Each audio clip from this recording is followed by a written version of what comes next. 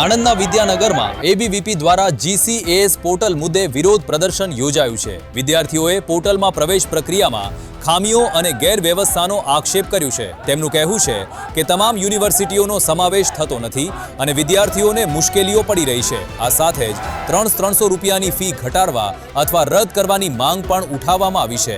વિદ્યાર્થીઓએ સરકાર પાસે તાત્કાલિક સુધારા કરવાની માંગ કરી છે અને ચેતવણી આપી છે કે ઉકેલ નહીં આવે તો આંદોલન વધુ ઉગ્ર બનશે। સંવાદદાતા જયકિશન ધામેચા જોડાઈ ગયા છે।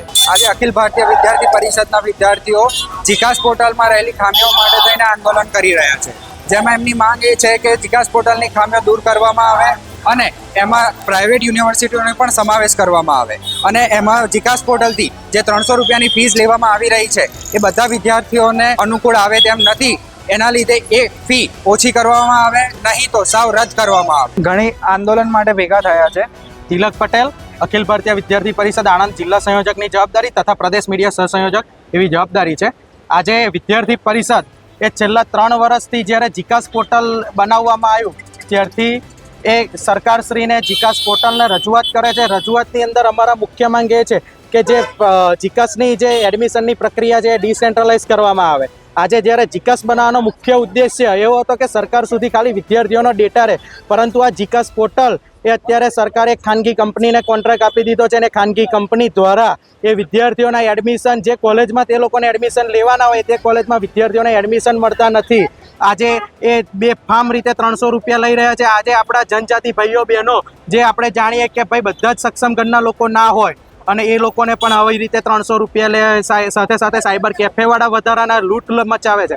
તો આના કારણે વિદ્યાર્થીઓને બહુ સમસ્યા પડી રહી છે। સાથે સાથે આજે અમારી માંગ એ પણ છે કે વિદ્યાર્થી જ્યારે ગવર્મેન્ટ યુનિવર્સિટીમાં એડમિશન લે છે તો એને સામાન્ય ફીમાં તેનું ભણવાનું બેચલર્સ પતતું હોય છે। તો આજે પ્રાઇવેટ યુનિવર્સિટીઓ એ બેફામ રીતે એ કોર્સોની ફી લઈને આજે વિદ્યાર્થીઓના રૂપિયા પડાવવાનું કામ કરે છે। તો આજે જીકાસ પોર્ટલ દ્વારા આ પ્રાઇવેટ યુનિવર્સિટીને પણ આવરી લેવામાં આવે, આ અમારી માંગ છે। અને જો આ માંગ અખિલ ભારતીય વિદ્યાર્થી પરિષદની આ માંગ સ્વીકારવામાં નહીં આવે તો વિદ્યાર્થી પરિષદ આજે તો ખાલી એક સામાન્ય અમે લોકો રસ્તા ઉપર બેસીને ધરણા કરીએ છીએ। આગામી સમયની અંદર જો માંગ સ્વીકારવામાં નહીં આવે તો સરકારને અમે ચેતવણી આપીએ છીએ કે વિદ્યાર્થી પરિષદ આના કરતાં પણ 4 ગણી સંખ્યાની અંદર રસ્તા ઉપર ઉતરશે। કેમ્પસે આંદોલનો થશે અને રસ્તા ઉપર પૂતળા દહન કરીશું, ટાયરો બારવામાં આવશે। જ્યાં સુધી વિદ્યાર્થીઓને ન્યાય નહીં મળે ત્યાં સુધી વિદ્યાર્થી પરિષદ આ વિદ્યાર્થીઓ માટે લડત આપતું રહેશે અને હંમેશા વિદ્યાર્થીઓ માટે લડતું રહેશે।